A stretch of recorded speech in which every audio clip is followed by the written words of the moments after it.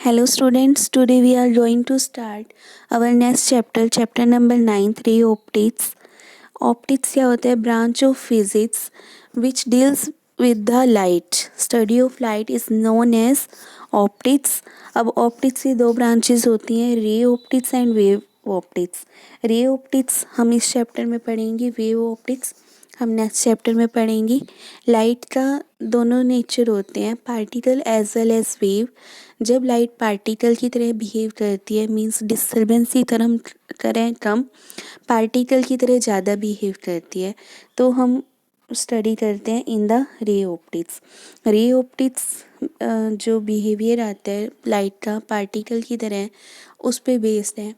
ये कब आता है? जब वेवलेंथ ऑफ लाइट से डायमेंशन ऑफ ऑब्जेक्ट ग्रेटर हो। ठीक है, वेवलेंथ फिक्स रहती है 4000 टू 8000 फॉर विजिबल लाइट होती है। इस तरह से हर लाइट की वेवलेंथ फिक्स होती है।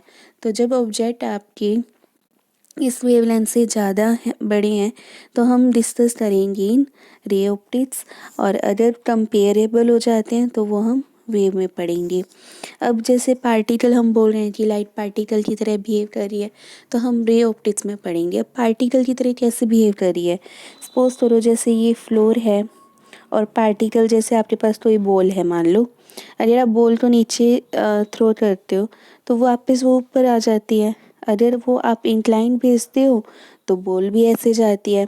सेम बिहेवियर आपको लाइट के केस में मिलेगा and this phenomena is known as reflection, right. तो यहाँ पर लाइट ने पार्टिकल की तरह बिहेव किया, तो ये हमारे पास क्या आ जाएगा? रे ऑप्टिक्स के अंदर आ जाएगा। फर्दर अगर आप देखो कि आपने जैसे कोई इंटरफेस लिया है, ऊपर एयर है, नीचे वाटर है, आपने इसमें पेंसिल डाली, पेंसिल तो सीधी होएगी बट आपको पेंसिल दिखती कैसे है? ऐसे। ये पेंसिल थी जो वो पार्टिकल था। सेम बिहेवियर आपको लाइट के केस में भी मिलेगा। जब आप लाइट को एयर से वाटर में ट्रैवल करवाते हो तो लाइट भी अपने पाथ में चेंज करती है इस टाइप से। This phenomena is known as refraction of light. So हम रिफ्लेक्शन ऐसे ही हमारे पास और फिनोमिना है जहाँ लाइट पार्टिकल की तरह बिहेव करती है। इन सब को हम स्टडी करेंगे in ray optics. So let's start ray optics. Ray optics में फर्स्ट फिनोमिना था रिफ्लेक्शन। रिफ्लेक्शन जो आपने 10th क्लास में पढ़ा है सेम वही है, उसमें कोई चेंजेस नहीं है। रे डायग्राम्स एंड ऑल सब कुछ सेम है। सो हम डिस्कस कर रहे हैं refraction of light. Refraction is the phenomena of change in the path of light as it travels from one medium to another. जब एक मीडियम से दूसरे मीडियम में लाइट ट्रैवल कर रही है, जैसे एयर से वाटर में कर रही है, एयर से ग्लास में कर रही है, वाटर से एयर में कर रही है, या वाटर से ग्लास में कर रही है, तो इस टाइप के फिनोमिना जहाँ मीडियम में चेंज हो जाता है उसको हम बोलते हैं रिफ्रैक्शन ऑफ लाइट। क्लियर? इसको हम ऐसे भी डिफाइन कर सकते हैं, it can also be defined as the phenomena of change in the speed of light from one medium to another. जब लाइट एक मीडियम से दूसरे मीडियम में ट्रैवल करती है तो उसकी स्पीड में चेंज होता है, but to keep time constant वो अपने पाथ में चेंज कर लेती है। जैसे ये है, यहाँ पर मान लो एयर था तो उसकी स्पीड ज़्यादा होएगी तो उसको कम टाइम लगेगा, दैट्स वाई उसका पाथ क्या था? बड़ा था। जब वो वाटर में गई तो वो अपने आप को बेंड करवा लेती है टूवर्ड्स द नॉर्मल। ऐसे करने से क्या होएगा? उसका पाथ कम हो जाएगा, और और जो स्पीड है वो वाटर में डिक्रीज कर रही है बिकॉज डेंसर मीडियम है, तो पाथ कम हो गया, स्पीड भी कम होगी, तो जो उनकी रेशियो आएगी टाइम, वो क्या आएगा? कांस्टेंट आएगा। दैट्स वाई जो रिफ्रैक्शन है उसको हम ऐसे भी बोलते हैं phenomena of change in speed from one medium to another, क्योंकि उसी के कारण due to change in speed ही आपके पास सारे फिनोमिना हो रहे हैं, राइट। यहाँ पर हमने रिफ्रैक्शन दिखा रखी है फ्रॉम इट, हमने ग्लास स्लैब ली है तो ये हमारे पास रेयरर मीडियम है, ये डेंसर, ये रेयरर। अब आपको पता है एंगल ऑफ इंसिडेंस क्या होता है? Angle between the incident ray and normal is known as angle of incidence. तो यहाँ से जब रे जा रही है डेंसर मीडियम में तो वो बेंड हो रही है टुवर्ड्स द नॉर्मल। अगेन जब डेंसर से रेयर में जा रही है तो अवे फ्रॉम द नॉर्मल।